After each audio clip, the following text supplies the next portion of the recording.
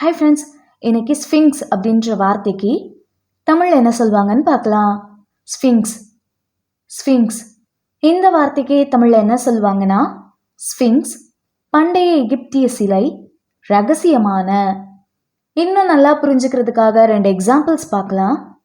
First example, the great sphinx of Giza is a famous ancient monument in Egypt.